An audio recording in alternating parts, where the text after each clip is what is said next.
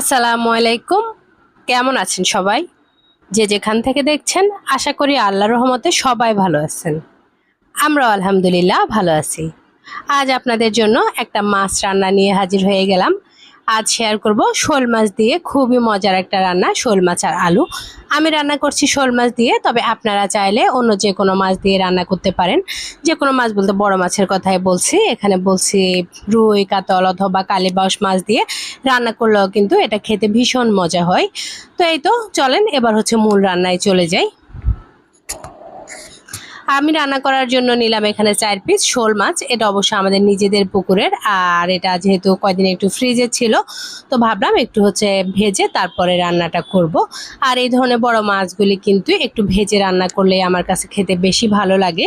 তো মাছটা ভেজে নেওয়ার আগে একটু হচ্ছে হলুদের গুঁড়া, মরিচের গুঁড়া আর একটু লবণ, ধনে জিরার গুঁড়া সব কিছু দিয়ে ভালো করে মেখে তারপর হচ্ছে মাছটা ভেজে নিব।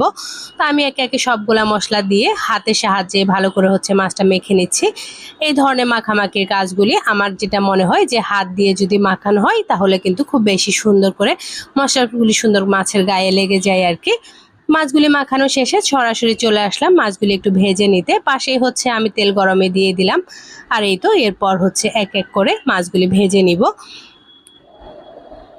আর এক্ষেত্রে কিন্তু মাছটা খুব বেশি ভালো করে ভাজার দরকার নাই, মোটামুটি ভেজে নিলেই হবে, যেহেতু মাছটা আবার রান্না করব।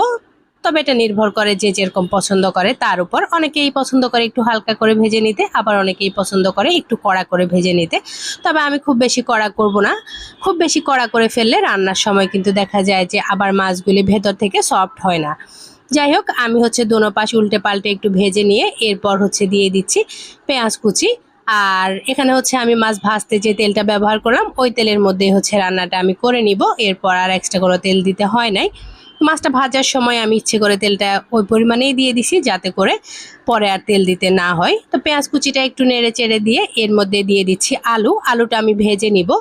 অনেকেই হচ্ছে আলুটা আগে আলাদা করে ভেজে তুলে রাখে, তো আমি আর সময় নষ্ট না করে একসাথেই হচ্ছে আলুটাও ভাজবো প্লাস মশলাটাও কষাবো। রান্নার কিন্তু খুবই মজা হয় এভাবে, আলুটা যদি একটু ভেজে নেওয়া যায়। তবে ওই আলাদা করে ভেজে সময়টা আর নষ্ট করছি না। একটু লবণ দিয়ে তারপর নেড়ে চেড়ে ঢেকে নিচ্ছি, যাতে করে আলুটা ভাজাও হয়ে যাবে, পাশাপাশি হচ্ছে একটু সেদ্ধ হয়ে যাবে। তো তারপর তো দেখতেই পাচ্ছেন এর মধ্যে হচ্ছে একটু নেড়ে চেড়েও নিচ্ছি, যাতে করে সব দিক থেকে সুন্দরভাবে আলুগুলা ভাজা হয়ে যায়। আর এই ভাজাভাজির কাজ করতে করতে আস্তে আস্তে হচ্ছে মশলাগুলি দিয়ে মানে কষানোর কাজটাও করে নিব। এরপরেই তো দেখতেই পেলেন একটু করে হচ্ছে আদা বাটা, রসুন বাটা দিয়ে দিলাম। এই ধরনের বড় মাছের সাথে একটু আদা বাটা দিলে ঘ্রাণটা খুব সুন্দর আসে, খেতেও বেশ ভালো লাগে। তো আমি আবারও ঢেকে দিয়ে তারপর হচ্ছে একটু করে কষিয়ে নিচ্ছি আর কি সব কিছু। আলুটাও কিন্তু ভাজা হয়ে যাচ্ছে, আর সেই সাথে হচ্ছে মশলাটাও খুব সুন্দরভাবে কষানো হয়ে যাচ্ছে।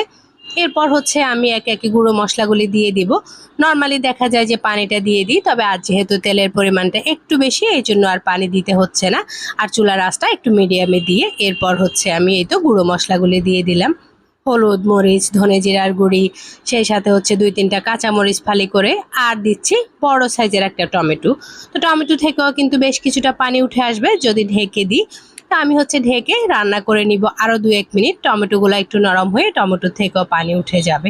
এই তো ঢেকে দিলাম। এরপর হচ্ছে 1-1.5 মিনিট পর ঢাকনাটা খুলে সামান্য একটু পানি দিয়ে দিলাম।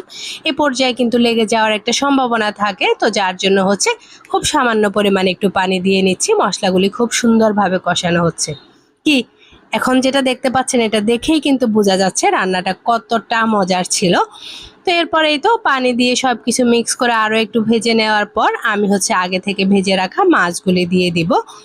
আগে থেকে ভেজে রাখা মাছগুলিও হচ্ছে মশলা, আলু সব কিছুর সাথে একটু ভালো করে মিক্স করে নিব। মাছগুলি যেহেতু একটু বড় সাইজের, তো এই ক্ষেত্রে হচ্ছে একটু সুন্দর করে আস্তে ধীরে হচ্ছে উল্টে পাল্টে দিব, যাতে করে মাছগুলি ভেঙে না যায়।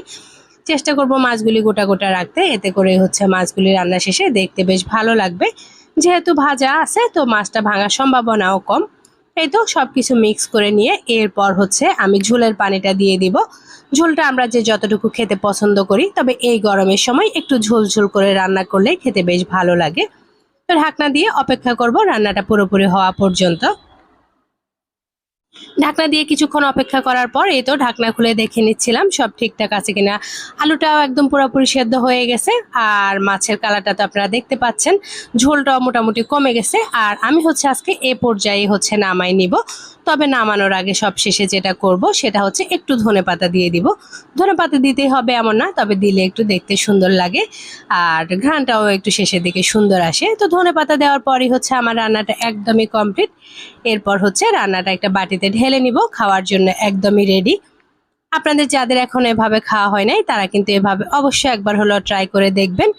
এটা খুবই মজার হয়, আমি বলছি বলে মানে আমার রান্না বলে বলছি না, তবে সত্যি বলছি, এভাবে রান্না করে একবার হলো খেয়ে দেখবেন, খুবই ভালো লাগবে। এই তো রান্না শেষ, আর সেই সাথে আজ আপনাদের থেকেও বিদায় নিয়ে নিব। সবাই ভালো